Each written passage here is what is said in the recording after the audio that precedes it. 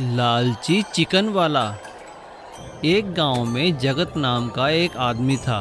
वो चिकन की दुकान चलाता था। उसके मन में बहुत लालच था। वो हमेशा पैसे बचाने की ही सोचता था। रियाज जगत को चिकन की सप्लाई करता था। जगत उससे खराब चिकन कम दाम पर खरीदता और ग्राहकों को अधिक दाम पर बेच देता। रियाज को यह बिल्कुल भी पसंद नहीं था। अरे वाह, आज तो बहुत कमाई हुई है। बस ये रियाज चिक चिक करता है। एक दिन जगत गांव के बाहर कहीं जा रहा था। उसने देखा रियाज एक मुर्गी फार्म से निकल रहा है। अच्छा, तो ये रियाज यहाँ से मुर्गियाँ खरीदता है। कल मैं भी यहाँ से मुर्गी खरीदूंगा। अगले दिन जब रियाज चिकन सप्लाई देने आया, तब जगत ने उसे मुर्गी खरीदने से मना कर दिया। अरे रियाज, पहले सारा चिकन खत्म होने दो, बाद में खरीदूंगा। जगत उस फार्म पर जाता है जहां उसने रियाज को देखा था, लेकिन उसे वहां कोई दिखाई नहीं देता। अरे कोई है, अरे कोई है।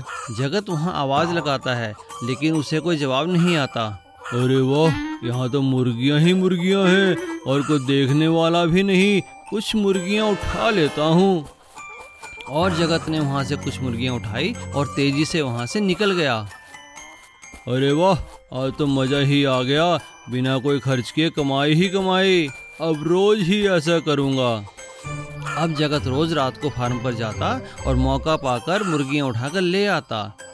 इस तरह वो लगातार मुर्गियाँ रात को चोरी करता रहा और बेचता रहा। जब फार्म में मुर्गियाँ कम होने लगी तो फार्म के मालिक को कुछ शक हुआ। उसने फार्म पर नज़र रखनी शुरू की। उसने देखा कि एक रात जगत वहाँ से मुर्गी उठाकर ले जा रहा है। तब फार्म के मालिक ने एक चाल चली। उसने अपनी 4 मुर्गियां रात को फार्म में खुली छोड़ दी और एक मुर्गी को एक खास तरह की रोटी खिला दी। रात को जगत मुर्गियां चुराकर ले गया। अगले ही दिन फार्म के मालिक ने जगत की दुकान से सारी मुर्गियां खरीद ली और वो खास तरह की रोटी वाली मुर्गी भी उसी के पास मिली। तब मालिक को पता चला कि चोर कौन है। उसने पुलिस बुलाई और जगत को पुलिस के हवाले कर दिया। सीख, चोरी का काम हमेशा फलता नहीं है। लालची ब्रेड आमलेट वाला। चकरपुर रेलवे स्टेशन पर एक छोटू नाम का लड़का उबले हुए अंडों का ठेला चलाता था। उसे सिर्फ अंडों को उबालना ही आता था और ग्राहक भी उबले अंडे बड़े चाव से खाते थे। पर कई ग्राहक जो उबले अंडे नहीं खाते थे, वह छोटू से कहते, अरे छोटू, तुम बस हमेशा उबले अंडे ही क्यों बेचते हो? क्या तुम्हें ऑमलेट बनाना नहीं आता? इस तरह कई ग्राहक ब्रेड और ऑमलेट की डिमांड करते थे, मगर छोटू को ऑमलेट बनाना नहीं आता था। तो उसने सोचा, अगर मैं ब्रेड और ऑमलेट बेचना शुरू कर दूं तो मेरा धंधा और भी बढ़ जाएगा। छोटू एक दिन बाजार में एक ढाबे पर काम करने वाले अपने दोस्त शंभू से कहता है, अरे शंभू, मेरे ठेले पर काम बहुत बढ़ गया है। मुझे कुछ दिन के लिए तुम्हारी मदद चाहिए। मैं कमाई का हिस्सा तुम्हें भी दे दूंगा। कैसी मदद? तुम तो जानते हो मुझे ऑमलेट बनाना नहीं आता। अगर तुम मुझे ऑमलेट बनाना सिखा दोगे तो मेरा काम अच्छा चल पड़ेगा। हाँ हाँ, क्यों नहीं, मैं कल ही ढाबे से छुट्टी ले लेता हूँ। शंभू कुछ दिन की छुट्टी लेकर अब रेलवे स्टेशन पर छोटू की मदद करने लगा। अब छोटू का काम भी दुगना हो गया। हर कोई उसके ब्रेड और ऑमलेट की तारीफ करता। मगर शंभू बहुत चालाक था। उसने छोटू की उबले अंडों की कला भी सीख ली और उसके सभी ग्राहकों को अपने ऑमलेट की आदत भी लगा दी। एक दिन शंभू छोटू से कहता है, अच्छा दोस्त, बहुत दिन हो गए, अब मैं वापस अपने ढाबे पर जा रहा हूँ। शुक्रिया शंभू। शंभू के जाने के बाद छोटू ने खुद ही ऑमलेट बनाना शुरू किया, लेकिन वह अच्छे ऑमलेट नहीं बना पा रहा था। अरे भाई, ये कैसा ऑमलेट बनाया है? इसमें तो मिर्ची ही मिर्ची है। अब ग्राहक छोटू के ठेले पर न जाके पास ही खुले नए ठेले पर जाकर ब्रेड, ऑमलेट और उबले अंडे खाने लगे। अरे भाई, कहाँ जा रहे हो? ऑमलेट नहीं खाओगे? अरे नहीं, तुम्हारी दुकान से ऑमलेट कौन खाएगा? हम तो पड़ोस के ठेले पे जा रहे हैं। देखो वहाँ वो लड़का खड़ा है, टोपी और चश्मा लगाकर। बहुत ही स्वादिष्ट ऑमलेट बनाता है और उबले अंडे का स्वाद भी वैसा है जैसा तुम पहले देते थे। वो नए ठेले पर जाकर उससे बात करने लगता है। तभी अचानक एक गाड़ी उस ठेले वाले को टक्कर मार देती है और उसका टोपी और चश्मा नीचे गिर जाता है। छोटू यह देखकर हैरान रह जाता है कि वह कोई और नहीं, उसका दोस्त शंभू है। मुझे माफ कर दो दोस्त। छोटू बिना कुछ कहे अपने ठेले पर वापस चला जाता है और दिन रात मेहनत करके अच्छा ऑमलेट बनाना सीख लेता है और फिर से उसका ठेला खूब चलने लगा। सीख: लालची इंसान को मेहनत वाला इंसान हमेशा हरा सकता है। लालची वड़ा पाव वाला। भोलापुर गांव में राजू नाम का वड़ा पाव बेचने का एक व्यापारी रहता था। उसकी बीवी वड़ा बनाती थी और वो उसमें पाव डालकर बेचता था। उसका काम अच्छा नहीं चल रहा था। जो भी ग्राहक एक बार उसके पास आता वो दोबारा नहीं आता था। यह देखकर एक दिन राजू ने अपनी बीवी से कहा, मुझे अब समझ में आया कि मेरा धंधा क्यों नहीं चल रहा है। तुम्हें वड़ा बनाना आता ही नहीं है। ये क्या कह रहे हो जी? मैं तो वड़ा ठीक से ही बनाती हूँ। अरे क्या ठीक से बनाती हो? अगर बढ़िया बनाती तो बिकते ना। मुझे एक उपाय सूझा है। याद है वो उमा बहन जिनके घर हम गए थे? उन्होंने कितने अच्छे वड़ा पाव बनाए थे। क्या बढ़िया स्वाद था। मैं सोच रहा हूँ क्यों ना उन्हें यहाँ बुला लें। इससे उनका भी फायदा हो जाएगा और हमारा भी काम बन जाएगा। बेचारी बहुत मुसीबत में है। राजू गांव गया और उमा बहन से मिला। फिर उसे उसने सारी बातें समझाई। यह सुनकर उमा बहन ने कहा, मैं तो कब से अपने काम को लेकर बहुत परेशान थी। तुम भगवान की तरह आ गए। जो तुम्हें ठीक लगे वो करो। इसके बाद उमा बहन राजू के ठेले पर वड़ा पाव बनाने लगी। उसके बनाए हुए वड़ा पाव इतने स्वादिष्ट होते थे कि वहाँ पर लोगों की लाइन लग गई। कुछ ही दिनों में उनका धंधा अच्छी तरह चल पड़ा और काफी पैसे भी आने लगे। राजू मुनाफे का आधा हिस्सा उमा बहन को दिया करता था। यह देखकर राजू की बीवी के मन में ईर्ष्या जागने लगी। एक दिन राजू की बीवी ने राजू से कहा, मैं सोच रही थी एक पकवान बनाने के सिवा ये और क्या करती है। सारा काम तो आपका जमाया हुआ है। पूरा मुनाफा आधा ही उसे दे देते हो। ये ठीक नहीं। तो तुम ही बताओ ना कि हम क्या करें। उसकी देखा देखी मैंने भी सब कुछ सीख लिया है। मुझ पे भरोसा कीजिए, बिल्कुल उसी की तरह बनाऊंगी। अपना घर देख उसकी चिंता छोड़ो। दूसरे दिन राजू ने उमा बहन को अपने काम में हिस्सेदारी देने से मना कर दिया और उन्हें कहा कि अब मैं अकेले ही काम संभाल लूंगा।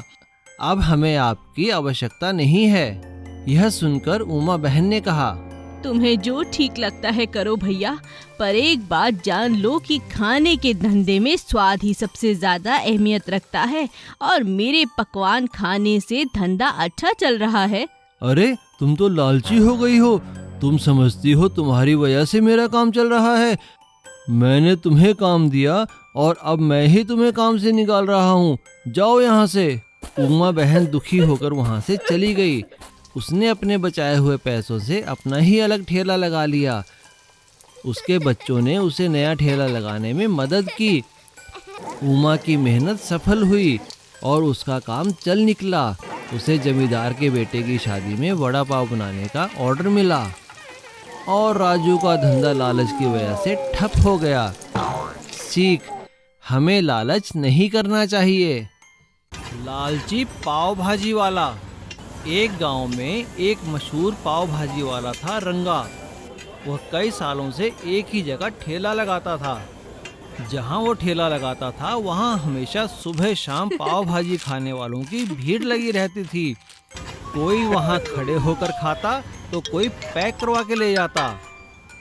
रंगा के पास इन सालों में काफी धन जमा हो चुका था, लेकिन इतना धन होने के बावजूद भी क्योंकि वो बहुत लालची और कंजूस था, कभी खर्च नहीं करता था और सिर्फ बचत के बारे में ही सोचता रहता था। ये क्या रंगा, तुम्हारा ठेला तो बहुत कमजोर लग रहा है। इसकी जल्दी से मरम्मत करवाओ या नया खरीदो, नहीं तो परेशानी में लेने के देने पड़ जाएंगे। अरे क्या हुआ है मेरे ठेले को? ठीक तो है, अगर इसे मरम्मत के लिए लेकर गया तो 2-4 दिन काम बंद करना होगा। ना बाबा ना, मुझे अपनी कमाई बंद नहीं करनी। अपने लालच, लापरवाही और कंजूसी के कारण रंगा ना तो मरम्मत करवाता और ना ही अपना काम बंद करता।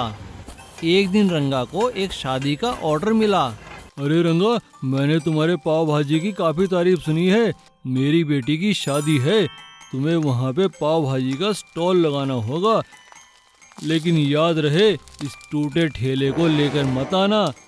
ये लो एडवांस पैसे, बाकी जितने चाहिए मुझसे कल आकर ले लेना। लेकिन अच्छा ठेला लेकर आना और सजा धजा कर। मैं शादी में कोई बाधा नहीं चाहता। आप बिल्कुल चिंता न करें सेठ जी, मैं आपके सारे बारातियों को खुश कर दूंगा।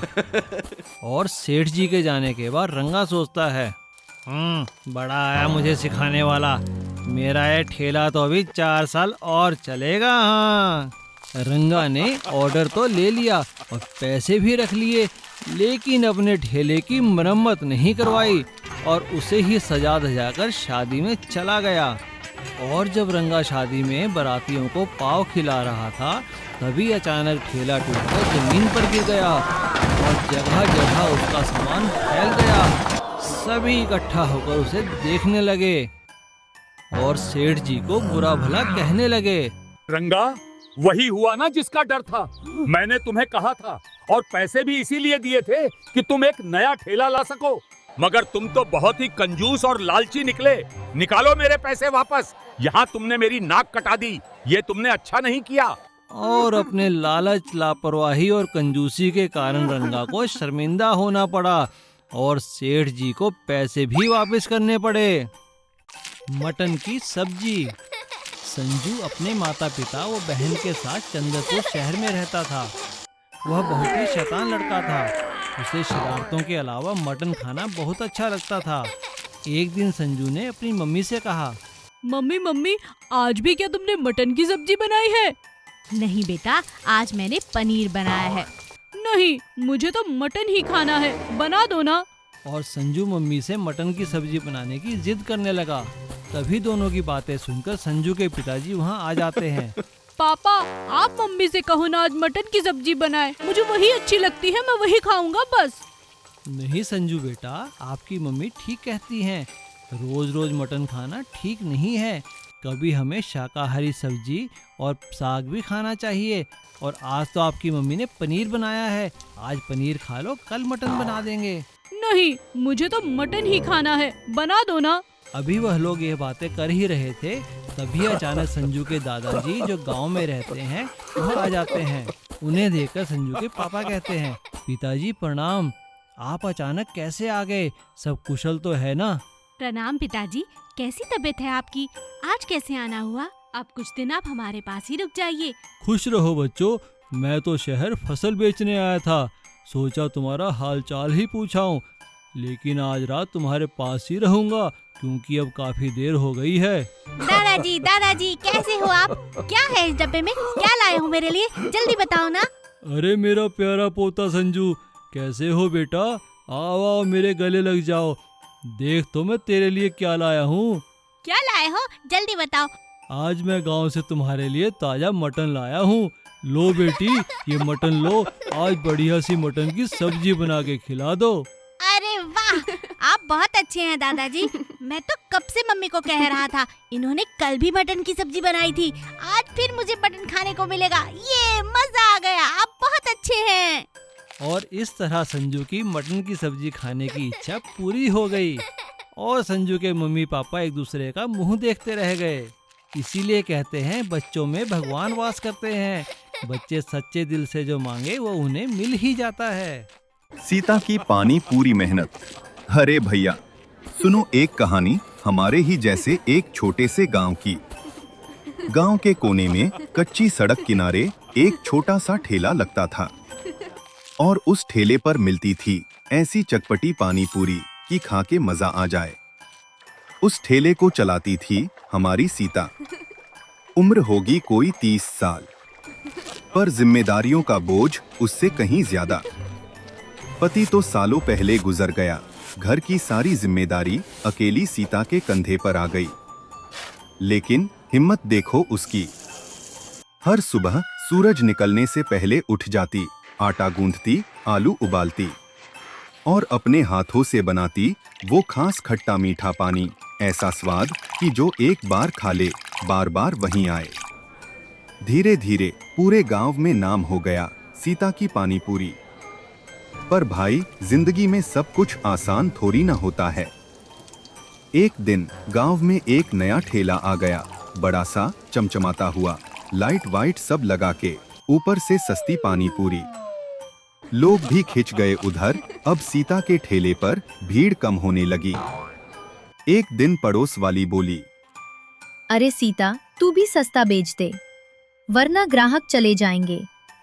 नहीं बहन, मैं अपने स्वाद और ईमानदारी से समझौता नहीं कर सकती। और बस वो अपनी मेहनत में लगी रही। साफ सफाई, अच्छा सामान और हर ग्राहक को इज्जत। कुछ दिन बीते, लोगों को फर्क समझ आने लगा। नए ठेले की पानी पूरी सस्ती तो थी, पर साफ नहीं। कई लोग बीमार भी पड़ गए। फिर क्या था, एक एक करके लोग वापस आने लगे। सीता दीदी, आपकी पानी पूरी जैसा स्वाद कहीं नहीं। और देखते ही देखते सीता का ठेला फिर से चल पड़ा, पहले से भी ज्यादा। सीता की आंखों में खुशी के आंसू थे, क्योंकि उसे पता था सच्चाई और मेहनत कभी हारती नहीं। सीख भैया, दिखावे की चमक ज्यादा दिन नहीं टिकती, पर सच्ची मेहनत और ईमानदारी हमेशा रंग लाती है।